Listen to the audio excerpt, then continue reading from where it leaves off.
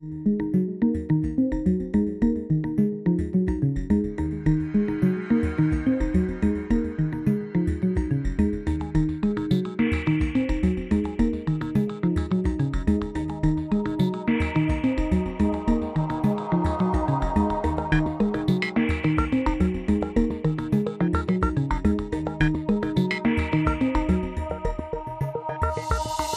Jason Witherington. I'm 42-year-old and I work for John Jones, working alongside Balfour Beatty on the A46 project. I drive a 360 excavator, 37 tonnes. I've been driving machines for 23 years, dozers, dumpers, wheeled excavators. On Saturday, 5th of February, we was at work as normal. We first get a briefing off as a supervisor, whose name's Joe. And the first job we was going to do that day was there was a road closure on to move some sheet piles from the side of the road. We moved the sheet piles, which took half an hour, 45 minutes. And then we started work on the other end of the culvert. My banksman is called Dan. First time I'd actually worked with Dan, so close like, and we'd finished really what we had to do that day.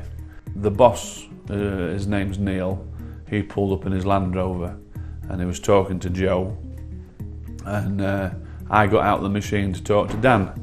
And we was talking about his family, just really getting to know each other as work colleagues.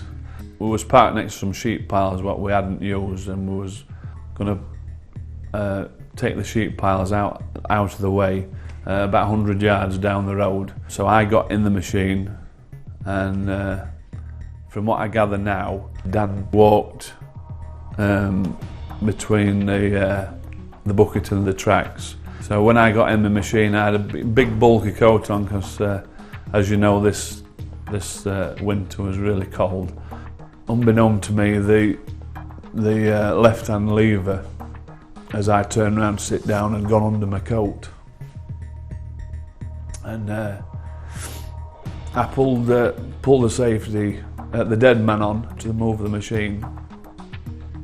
And obviously to wait for Dan to get out of the way as well, and the machine just kicked into action because when I pulled the safety lever on, the lever was still under my coat. And I didn't know what was happening until I heard someone shout, and I got released the lever from under my coat and then moved the bucket out of the way, and because Dan had got caught between the bucket and the track. All this sounds like it's a long time, but it was a split second. It was almost instant. I got out of the machine, and there was blood pouring out of Dan's leg. I don't know where the belt come from, but we got a belt and got it round his leg. The ambulance came, felt like a lifetime, and then a couple of minutes after that, the air ambulance came. They all sorted Dan out, and then after that, I just felt numb,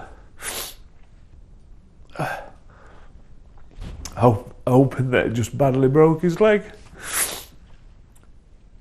After I'd got the head together a little bit, they suggested that I came back to the main offices, and I came back to the main offices to talk to Balfour Beatty's safety man and John Jones's safety man.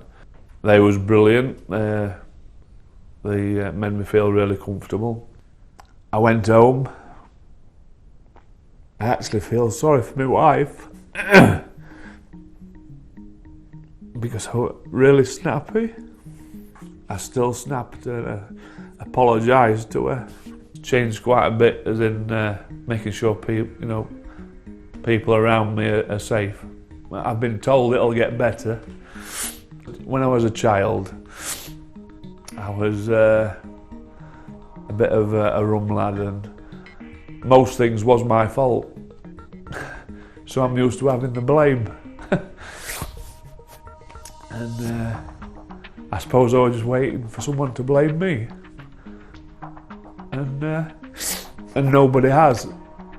I actually wrote down a letter and just explaining what happened. He doesn't blame me for the accident.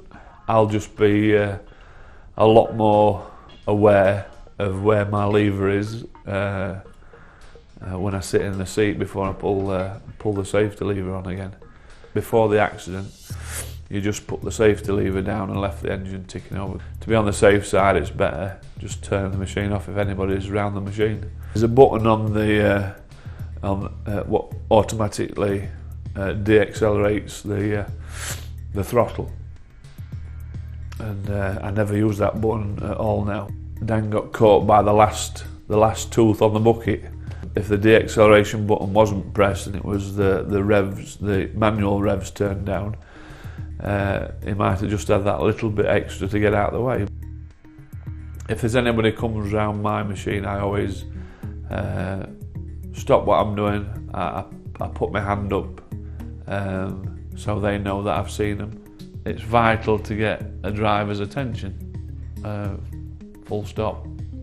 Even if it takes 5 minutes, it'll probably save your life.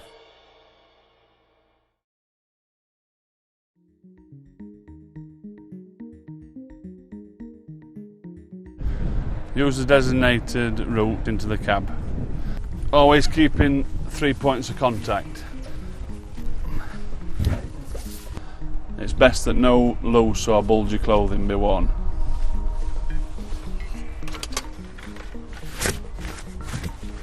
And when seated, use the seat belt.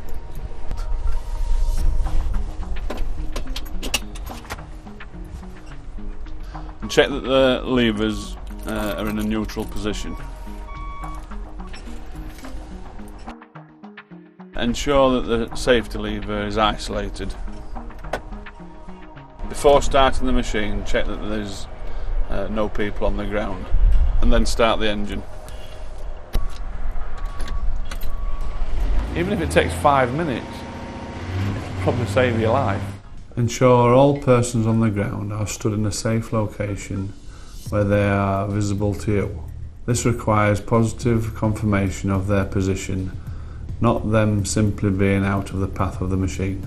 If idling or another item of plant or vehicle wishes to pass by, place the bucket on the ground and apply the safety lever. If somebody wants to approach the machine, you put the bucket on the ground and switch off the engine. The bucket or other attachment connected to the hydraulics must be grounded on leaving the cab. If leaving the cab, switch off the engine.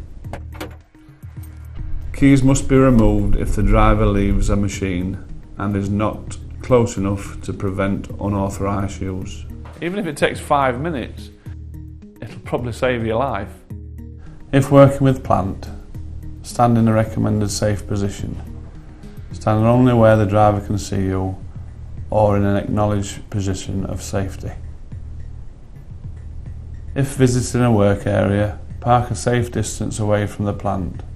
30 metres is recommended. Before entering the plant work area, gain eye contact with the plant and vehicle marshal. Do not enter the area until you are signalled that it is safe to do so. If you need to approach the cab, ensure the bucket is on the ground and the engine is switched off. If you need to drive past the plant, stop a safe distance away, gain eye contact and wait for a signal that it is safe to proceed. The bucket must be grounded before you pass.